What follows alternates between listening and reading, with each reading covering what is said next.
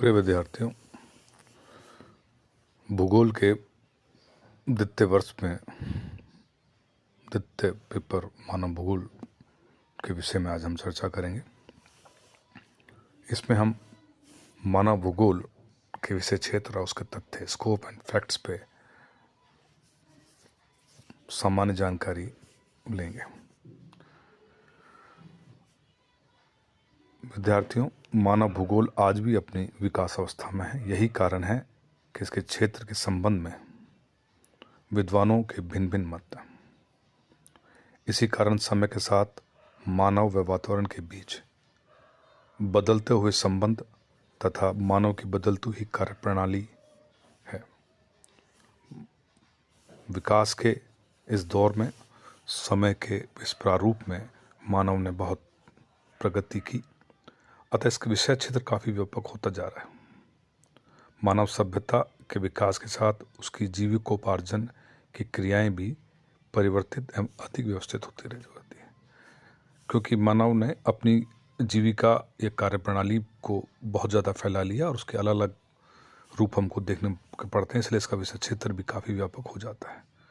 इन क्रियाओं को क्रियान्वित करने के लिए वह भौतिक वातावरण में परिवर्तन करता है, उसके साथ सामंजस्य स्थापित करता है। इसके साथ साथ स्वयं की कार्यक्षमता, स्वास्थ्य, भोजन, आर्थिक क्रियाओं और रीति रिवाजों पर उसके वातावरण का अमिट प्रभाव पड़ता है। और इस प्रकार मानव से संबंधित प्रत्येक क्रियाएं वैज्ञानिक विकास, सामाजिक दशा, भौगोलिक वातावरण की पृष्ठभूमि में भी विकसित हो पाते हैं। मानव और भौतिक वातावरण के पारंपरिक संबंधों द्वारा ही सांस्कृतिक वातावरण का जन्म होता है। मानव स्वयं संस्कृति का सर्वश्रेष्ठ प्रतीक है। उसका योगदान समस्त भौगोलिक तथ्यों में उल्लेखनीय है। वह उनके साथ क्रिया प्रतिक्रिया करता है, संघर्ष करता है तथा उस पर नियंत्रण करने की दिशा में प्रयत्नशील रहता है। इस प्रकार मानव भूगोल का विषय क्षेत्र काफ़ी व्यापक है।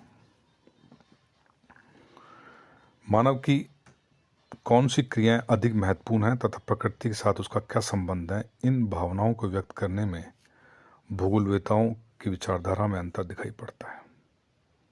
मानव भूगोलवेता ब्रून्स ने मानवीय भूदृश्यों के विश्लेषण को मानव भूगोल का प्रमुख अंग माना।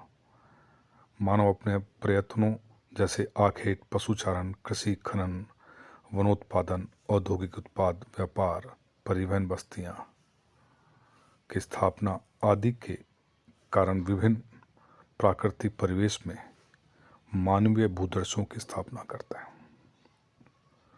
डिमांजिया भी मानव के आर्थिक क्रियाकलापों के विश्लेषण को मानव भूगोल का विषय क्षेत्र मानता है। मतलब मानव की जो आर्थिक क्रिया है उन्हें वह मानव भूगोल का विषय क्षेत्र मानता है। इस प्रकार से ब्लास कहता है कि जनसंख्या संबंधी विशेषताएं, कच्चे माल का उत्पादन, बस्तियों और सभ्यताओं का विकास, परिवहन के साधनों का और मानव भूगोल का अंग मानता है। मतलब उनका कहना है कि जनसंख्या हो गई, कच्चे माल का उत्पादन हो गया, बस्तियों की सभ्यता हो गई, उनको मानव भूगोल का अंग मानता है। इन सभी विचारधाराओं से स्पष्ट होता है कि मानव के आर्थिक एवं सामाजिक कार्यकलापों तथा उनके उत्पन्न आर्थिक व सांस्कृतिक भूदृश्य मानव भूगोल के अध्ययन का आधार है। इस भूदृश्य का प्राकृतिक वातावरण के साथ संबंधों पर ध्यान देना मानव भूगोल का विषय है। अब हम बात करते हैं विभिन्न विद्वानों के विचारों के विषय में कि किस प्रकार से ये उस चीज़ को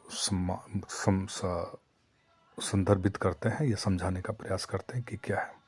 मानव भूगोल पर विभिन्न विद्वानों द्वारा दिए गए विचारों को सामूहिक रूप से देखने पर इसका अध्ययन क्षेत्र काफ़ी विस्तृत एवं व्यापक दिखाई पड़ता है। प्रत्येक विद्वान ने इस विषय को अपने अपने दृष्टिकोण से देखा। कुछ विद्वान मानव भूगोल को वातावरण व मानव के संबंधों के विश्लेषण करने वाला विषय मानता है, तो कुछ जनसंख्या बस्तियों के अध्ययन को इसका प्रमुख अंग मानता है। कुछ विद्वान मानव की आर्थिक क्रियाओं पर प्राकृतिक शक्तियों के नियंत्रण की बात करता है, तो कुछ सांस्कृतिक भूदृश्यों को मानव की प्रकृति पर विजय के रूप में देखता है। अतः यह कहा जा सकता है कि भौगोलिक परिस्थितियों और मानव के क्रियाकलापों के बीच संबंधों व उसके वातावरण का अध्ययन ही मानव भूगोल की विषय सामग्री है। इस संबंध में कुछ प्रमुख विद्वानों के विचारों को इस प्रकार रखा जा सकता है। कार्ल रिटर इनका अनुसार भूमि मानव की क्रियाओं को प्रभावित करती है और मानव अपनी क्रियाओं द्वारा भूमि को प्रभावित करता है। अतः भूमि व मानव के पारस्परिक संबंधों का अध्ययन ही मानव भूगोल है। इन संबंध में वितरण अध्ययन भी इसका विषय है। विद्यार्थियों, दूसरे जिनको हम मानव भूगोल के जन्मदाता मानते हैं, मानव भूगोल पे बहुत ज़्यादा काम किया, जर्मन विद्वान कार्ल रिटर भी थे और जर्मन विद्वान फ्रेडरिक रेटजेल भी। इन्होंने अपनी पुस्तक किताब है एंथ्रोपोजोग्राफी यानी कि मानव भूगोल के 3 प्रमुख उद्देश्य उन्होंने अपने इस पुस्तक में बताए। पहला, मानव वितरण के स्वरूप का, मतलब उनका जनसंख्या कहाँ पर वितरित है उसके स्वरूप को जानना और समझना, उसके समुदायों के बारे में जानना समझना, उनकी जातीयता क्या है, उनकी राष्ट्रीयता क्या है, उनकी भाषाएं क्या हैं, उनकी धार्मिक धारणाएं क्या हैं, ये सब को जानना, पढ़ना, अध्ययन करना मानव भूगोल का विषय क्षेत्र है।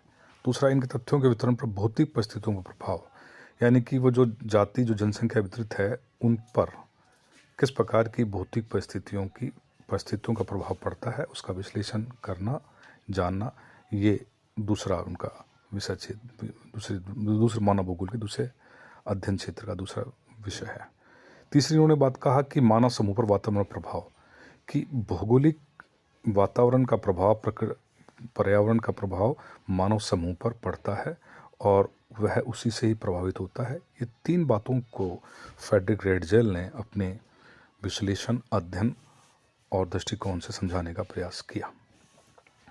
तीसरे विद्वान अमेरिकन विद्वान हैं एलिसवर्थ हंटिंगटन।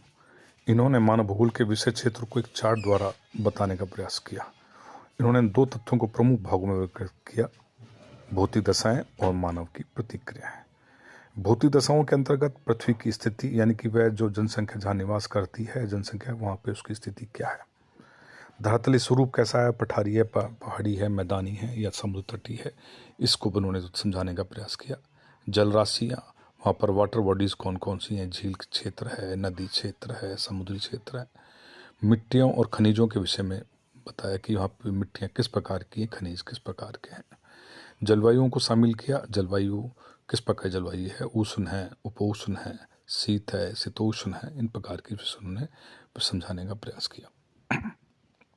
इसमें जीवन के विभिन्न रूपों को 3 श्रेणियों में रखा, पौधे, पशु एवं मानव। तो दूसरी तथ्य जो लिए उन्होंने मानव की प्रतिक्रियाओं के विषय में बात करी। मानव प्रतिक्रियाओं के अंतर्गत मानव प्रतिक्रियाओं को वर्गीकृत करने के लिए मानव को 4 विशेषताओं पर ध्यान दिया। मानव की आवश्यकताएं, उनकी आवश्यकताएं क्या हैं, उसका मूल व्यवसाय क्या है, कार्यकुशलता किस प्रकार की है। कोई कार्यकुशलता के संदर्भ में मैं थोड़ा सा आपको समझाने का प्रयास करता हूँ कि विभिन्न जलवायु परिवेश में विभिन्न प्रकार की मानव वितरण पाया जाता है। प्राकृतिक पर्यावरण के आधार पर मानव की कार्यकुशलता निर्धारित होती है। इसको समझाने में आप देखेंगे कि उष्ण कटिबंध में रहने वाले लोगों की स्थिति उपोष्ण कटिबंध से अलग होगी, शीतोष्ण की शीत की अलग होगी, क्योंकि प्राकृतिक प्रभाव उनकी कार्यकुशलता पर प्रभाव डालता है। उच्च आवश्यकताएं क्या हैं? इन विशेषताओं के कारण मानव के विभिन्न प्रतिक्रियाएं प्रस्फुटित होती, जैसा कि निम्न चार्ट में स्पष्ट किया गया है कि इनमें भोजन, वस्त्र, गृह, औजार व परिवहन साधन की आवश्यकता, व्यापार, वाणिज्य व भूगोल के मूल व्यवसाय हैं। उनकी कार्यकुशलता स्वास्थ्य सेवाओं की सांस्कृतिक प्रेरणा पर निर्भर करती है। आमोद प्रमोद, सरकार, शिक्षा, विज्ञान, धर्म एवं कला, साहित्य मानव की उच्च आवश्यकताएं हैं। इस प्रकार हंटिंगटन ने मानव भूगोल के विषय क्षेत्र को व्यापक एवं विस्तृत बना दिया। उनके द्वारा मानव भूगोल तथ्यों को समझाने का प्रयास किया। तो प्रिय विद्यार्थियों, मानव भूगोल का विषय क्षेत्र काफ़ी व्यापक है। इन अध्ययन और विश्लेषण से यह बात स्पष्ट निकल के आ रही है कि कैसे कैसे जैसे जैसे मानव ने विकास किया, प्रगति की, उसकी कार्य प्रणाली में भी परिवर्तन देखने को मिला। उसका कार्य प्रणाली, उसका कार्य क्षेत्र काफ़ी विस्तृत हो गया।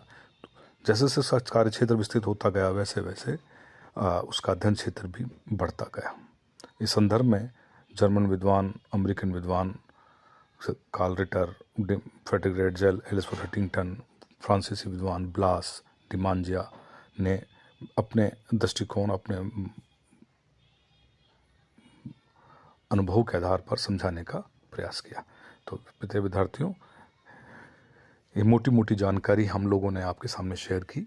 अगले वीडियो में हम और चीज विषय पर चर्चा करेंगे। धन्यवाद।